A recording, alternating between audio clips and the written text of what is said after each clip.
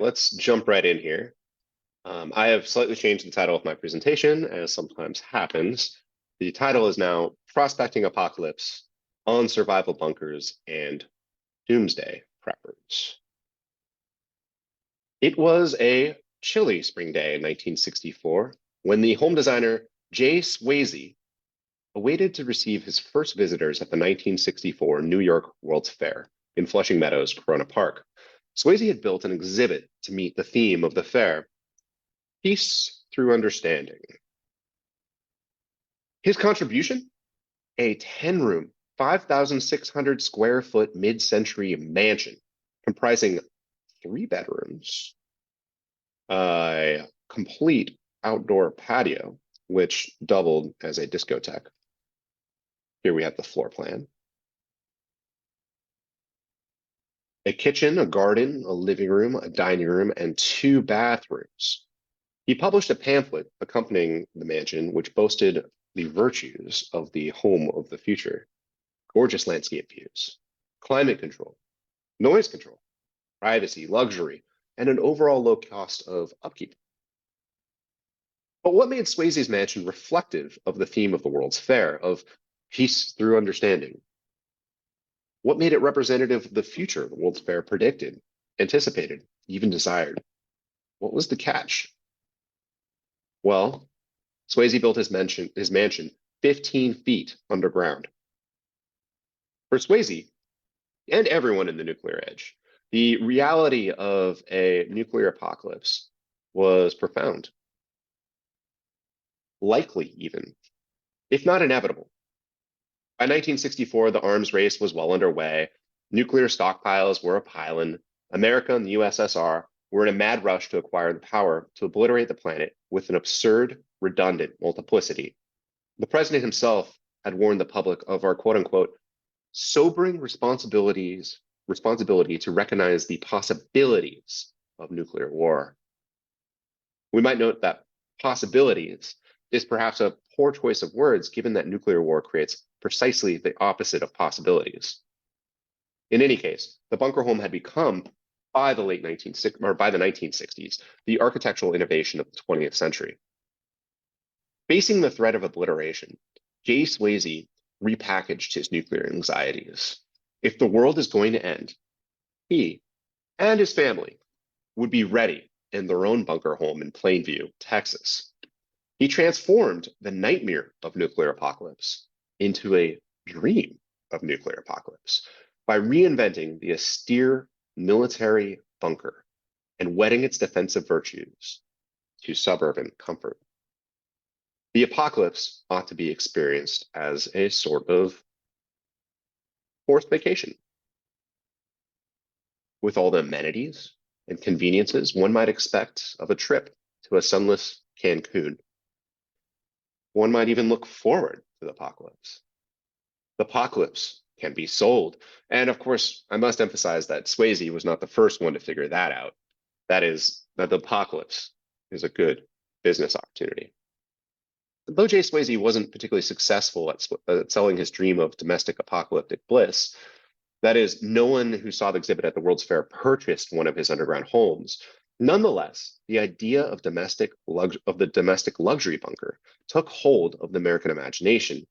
Today, there's a company called Survival Condo, which, with no grasp of the irony, peddles, at minimum, $1.5 million, 1,800 square foot luxury apartments built in decommissioned missile silos. How are we to understand this contemporary survivalist movement, this impetus to prep for disaster, to dig a hole and fill it with supplies so that one might survive the coming of whatever end of the world? What are the ethics of doomsday preppers? This is the question I want to explore when looking at these spelunking bunker dwellers. What does the good life mean to a prepper? This question is complicated by the fact that there are really 2 tiers of doomsday preppers. There are the hyper-wealthy elite doomsday preppers, those who can easily afford $3 million or more second homes in decommissioned intercontinental ballistic missile silos to satisfy their fantasy of bugging out in their helicopters to some remote place. New Zealand is quite popular, and subsequently surviving nuclear apocalypse. This category includes figures like Jeff Bezos, Elon Musk, and those whose designs on prepping exceed merely digging holes in the ground, aspiring instead to escape to other planets on rocket ships. And then there are the everyday preppers, people on various rungs of the socioeconomic ladder who allocate irrational amounts of their income to stockpiling and prepping in various ways, depending on their vision of the impending end of things. Now, neither category is a niche group.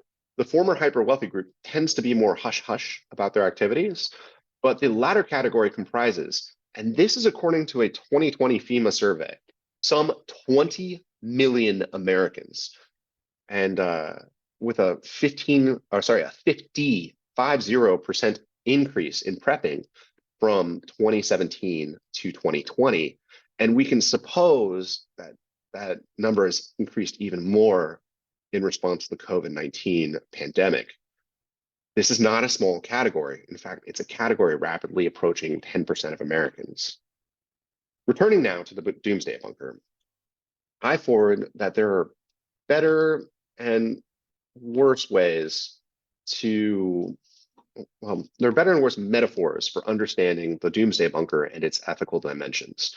These bunkers have been compared to various things, including arcs, including time capsules, chrysalises, and I'd add to this list monuments. They are monuments. They are Anthropocene monuments. They are tombs. I would argue first and foremost, they are the epitome of Anthropocene architecture. These bunkers are monuments explicitly built in response to the end of the world anxieties. They exemplify what Lauren Berlant calls cruel optimism, which is the hopeful belief in a future which one strives for. But because that future isn't possible, the belief in that future precludes the believer from achieving the good life. In other words, I'd argue that preparing for an apocalypse, nuclear or otherwise, ruins the possibility of achieving the good life now. As all Anthropocene monuments are subject to paradox, so too are these bunkers. And the paradox is this: perversely, the very act of doomsday prepping generates a feedback loop in which the selfish act of individual prepping creates the need for the prepping in the first place. The apocalypse becomes more likely because people believe it is coming, and indeed, they act as though it were coming. Through prepping, they fantasize about its revival, and in effect, they realize it. I call these bunkers monuments, both in the conventional sense of the word, but also in the archaic sense of the word. In the archaic sense of the word, they are tombs. For if the apocalypse occurs in such a way that no one reemerges from their doomsday bunkers, then surely they are just elaborate. They're just that. They're just elaborate tombs. They're peculiar Anthropocene sepulchers. Casey Ryan Kelly, professor of rhetoric at the University of Nebraska, demonstrates convincingly in his recent book, Apocalypse Man, that there are quite interesting gendered and racial dimensions to doomsday prepping. Doomsday preppers are not just planning for the apocalypse, as I said.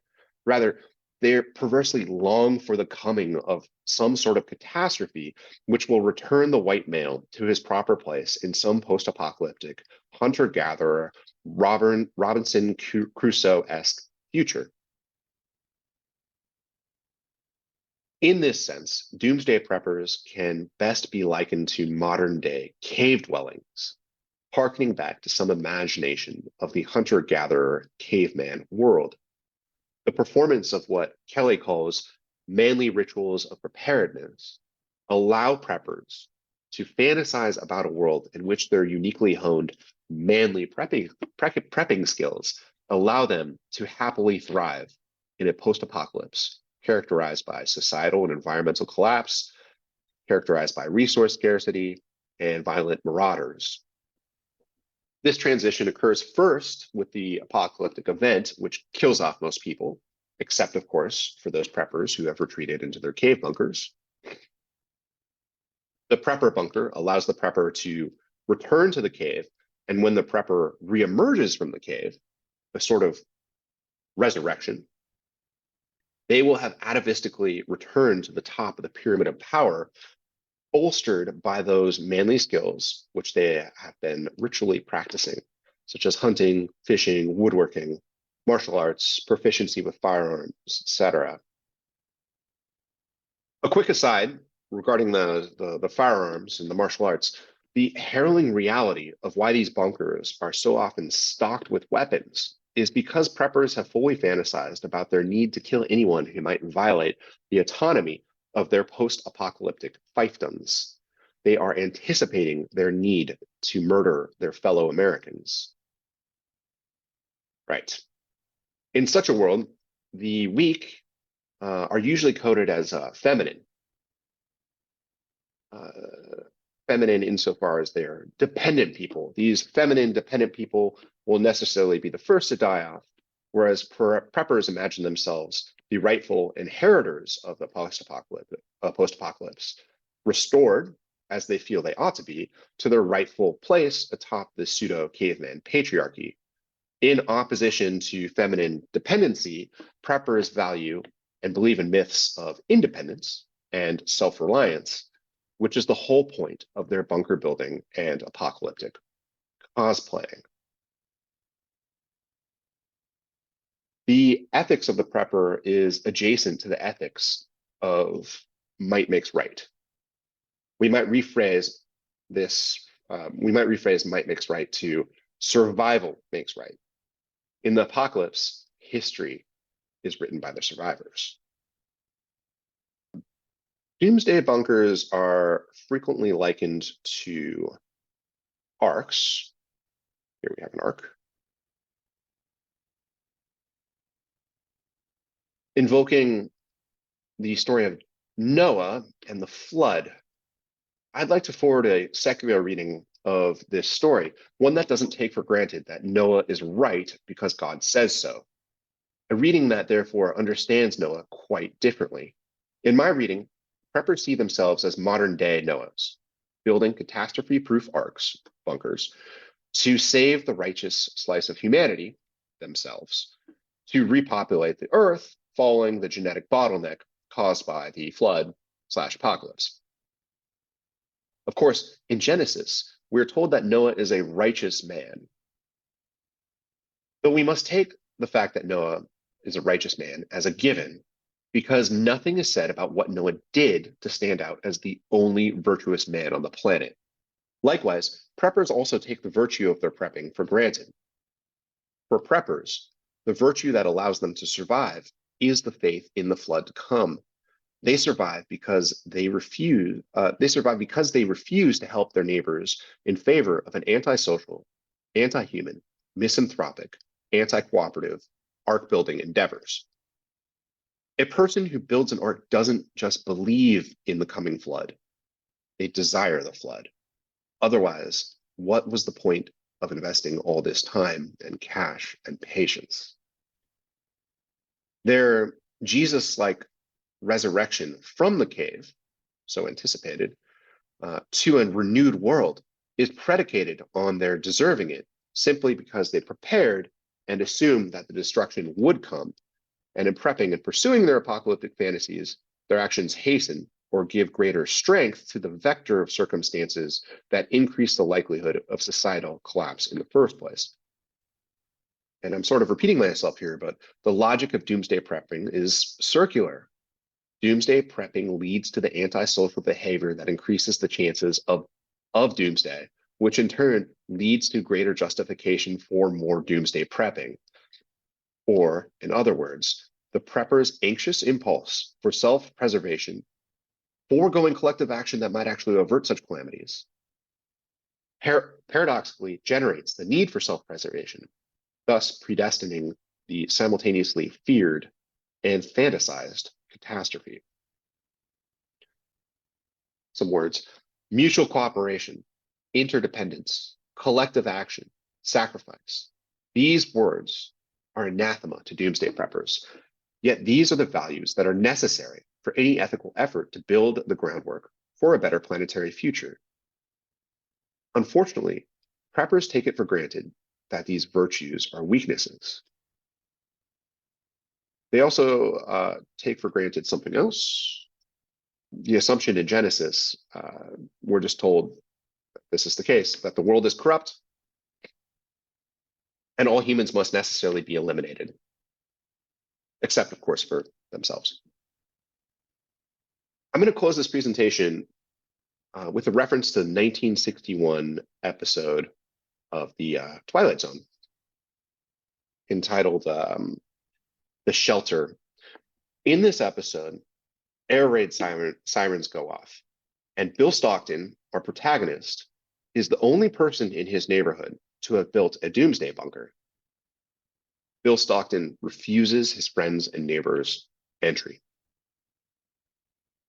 Although the siren turns out to be a false alarm, the community is so irreparably harmed by the realization that Bill Stockton, and here really quick, I'd like to focus on the etymology of Bill's name, William, from Wilhelm, meaning will as in desire, helm for protection, and Stockton, desire for protection and stocking a lot of stuff.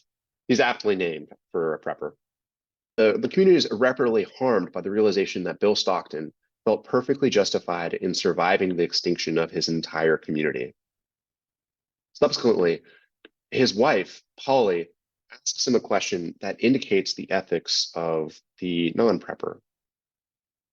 Bill, why is it so necessary to survive? What's the good of it? What's the good, indeed?